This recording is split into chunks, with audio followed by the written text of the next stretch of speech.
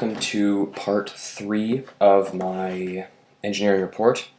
This is a continuation of our thermal management sort of readings.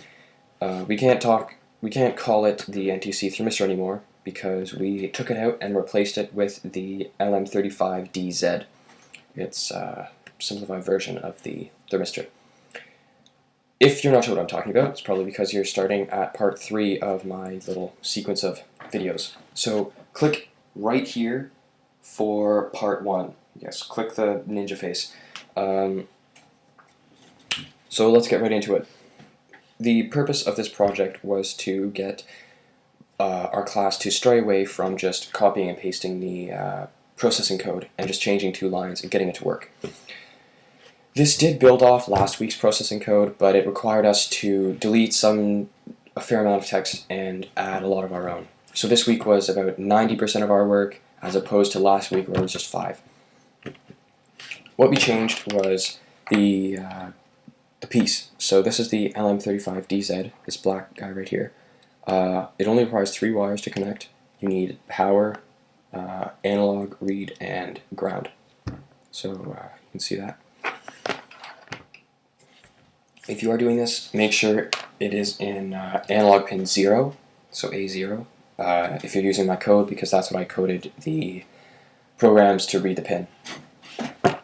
So we'll check out my Arduino code.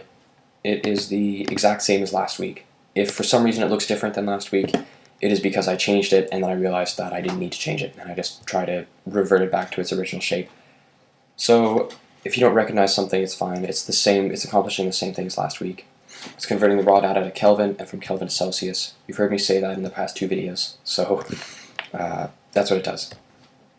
You can download this on my blog. My blog URL is right here. You can't click this because YouTube doesn't like it. I say it every time.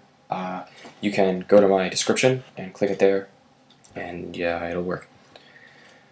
So as you can see, I just recently uploaded this to my Arduino. I can open my processing. Now this is where the main changes occurred.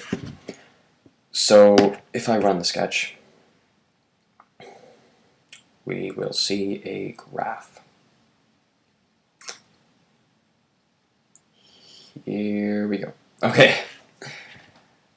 So there's our sketch. As you can see, we have it titled, we have it scaled, we have the axes labeled, and it is giving data. So the first change we made was we changed the temp history to 400 rather than 100. That is because I made my graph 400 or 398 pixels wide. And if we kept the temp history 100, it would only show data up to 100 pixels, and then it would start looping around itself, and I'd have 300 pixels of white space where the graph should have continued. The scaling of the window is a little bit off. You can see there's a little bit of gray space there. When I wrote the program, I had already scaled it with the gray space, and if I had changed the window size, I would have had to rescale everything. And originally scaling it was no easy task. So make sure in all your for loops, if you're not going to download my processing code and you want to change it yourself, make sure to change all the indices to 400 rather than 100. Because if you set the temp history to 400 and you say the index has to be less than 100, you're going to run it and you're going to get a massive amount of errors. All this, the COM port stays the same, where it's getting the data from stays the same. This is writing the labels. So this upper part here is this side of the graph. It's 2, 4, 6, 8, 10, and or 20, 40, 60, 80, 100. That is just labeling the x-axes, and that is the temperature of my room. So it's about 20 degrees in my room right now. This is the bottom part, or the x-axis. So there it is, the time in seconds. So this is over about a 3-minute span. You can see that I put in a C here to show that it's in Celsius, and in seconds at the bottom. There's the title, RSGC Aces, LM35DZ, and this is how I drew the graph.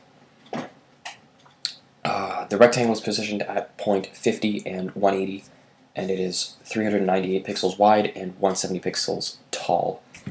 That is why my temp history had to be 400, because you can see right there it goes over the graph a little bit, but that's okay because it's better than it being short.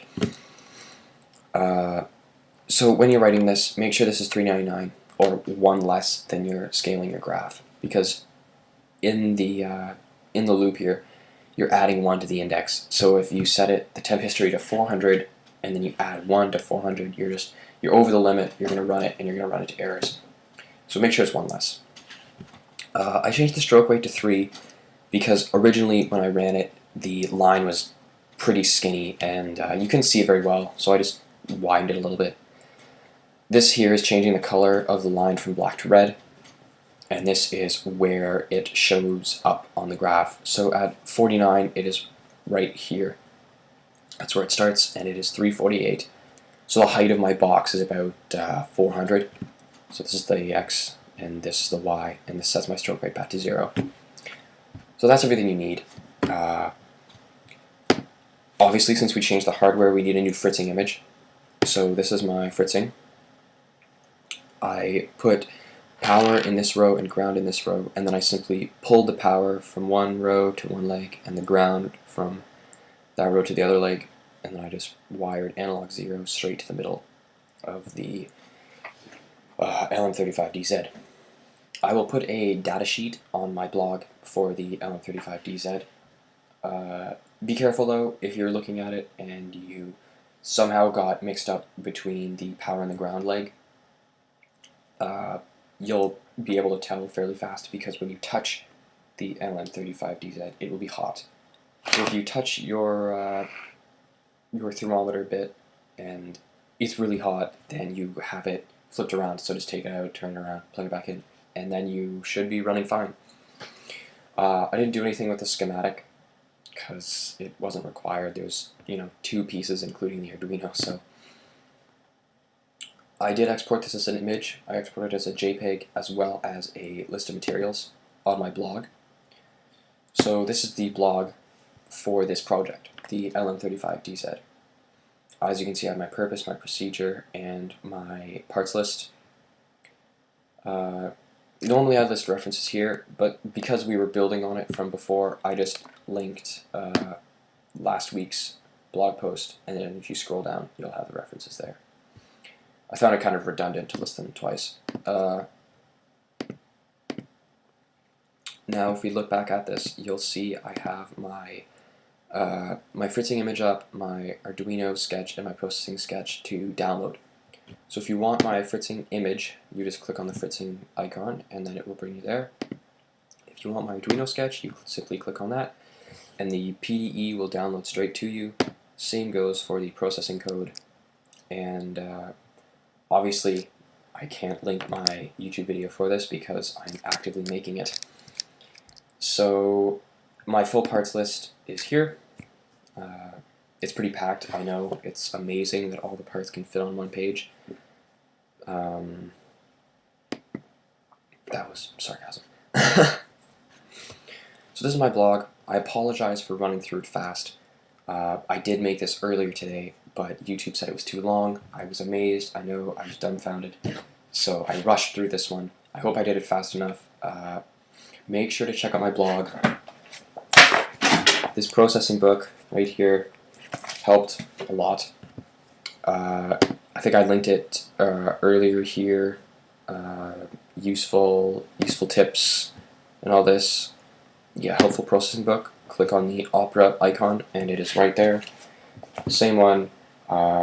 Great price, $15 for everything you need. It was amazing. It came in handy this week. Also, if you look hard enough, I'm sure you can find a PDF of it for free. But, I'm not encouraging the fact. So, I hope you enjoyed this video. There will be another one next week. I apologize again for rushing through it, but I had to keep it in a time limit. So, I will see you guys next week, and make sure to pay attention to my Today in Class. I added another one, shows what we're doing in class. If I think something's important, I will post it on my blog. And, yeah, see you next week.